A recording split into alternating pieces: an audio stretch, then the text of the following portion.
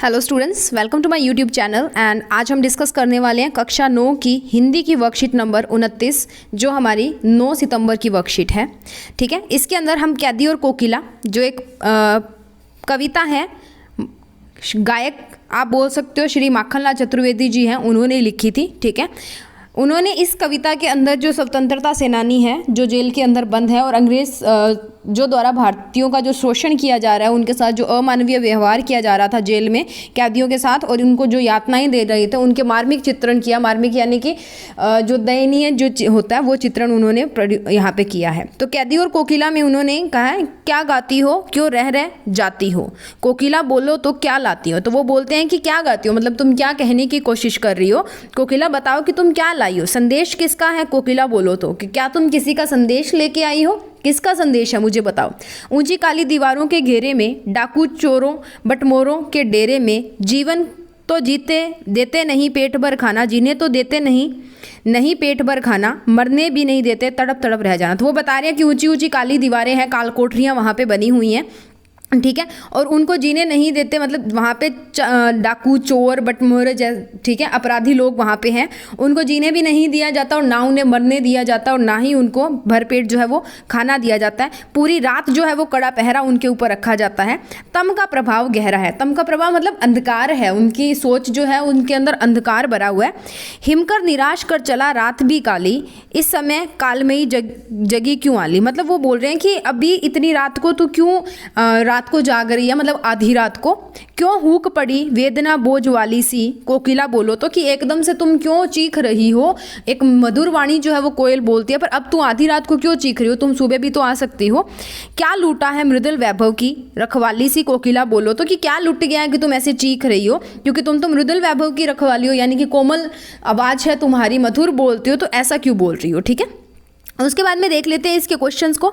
हमें total 4 questions दिए, तो इनको डिस्कस कर लेते हैं। तो बच्चे, फर्स्ट क्वेश्चन है, प्रस्तुत पंक्तियों में अंग्रेजों द्वारा स्वतंत्रता सेनानियों के साथ जेल में क्या क्या अमानवीय व्यवहार किए गए। तो कविता के आधार पर हम ये कह सकते हैं कि तत्कालीन समाज में अंग्रेजों द्वारा भारतीय कैदियों को तरह तरह की यातनाएं दी जाती थी। उन्हें अंधेरी कोठरी में जंजीरों से बांध कर रखा जाता था। उसके कोठरी का क्षेत्र बहुत सीमित था, वहाँ कैदियों का रहना मुश्किल था। इस काल कोठरी में रोना भी गुनाह था। ऐसा करने से अंग्रेजों द्वारा सजा दी जाती थी। ठीक है, इसके बाद में क्वेश्चन नंबर 2 की बात करते हैं। क्वेश्चन नंबर 2 है, आपके विचार में स्वतंत्रता सेनानियों और अपराधियों के साथ एक सा व्यवहार क्यों किया जाता था। ब्रिटिश सरकार स्वतंत्रता सेनानियों और अपराधियों में कोई अंतर नहीं समझती थी। ब्रिटिश सरकार ने भारतीयों का अधिकार छीन लिए थे। अंततः अपने अधिकारों की प्राप्ति तथा भारतवासियों को आज़ाद दिलाने के लिए स्वतंत्रता सेनानियों ने बहुत संघर्ष किया।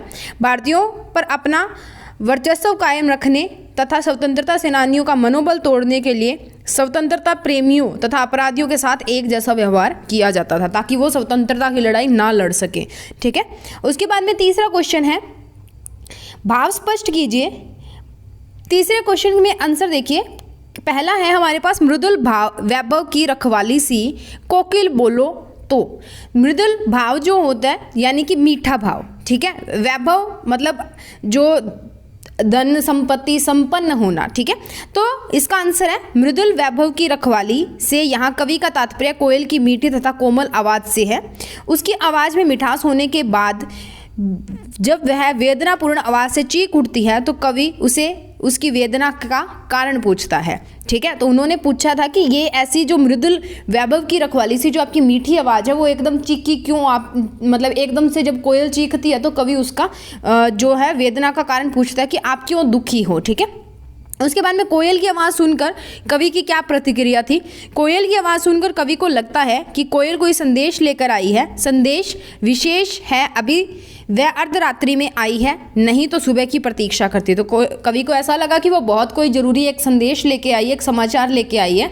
अगर ज़रूरी ना होता तो वो सुबह भी आ सकती थी, रात को ही क्यों आई, आधी रात को। ठीक है, सो इसी के साथ हमारे तीनों क्वेश्चन खत्म होते हैं, 4 क्वेश्चन खत्म होते हैं। ये आपका 3rd और 4th क्वेश्चन है। उसके अलावा मैं आपको 1 और 2 क्वेश्चन दिखा देती हूँ। ये आपका 1st और 2nd क्वेश्चन है यहाँ पे। ठीक है, सो आप इनको पोज करके नोट डाउन कर लें।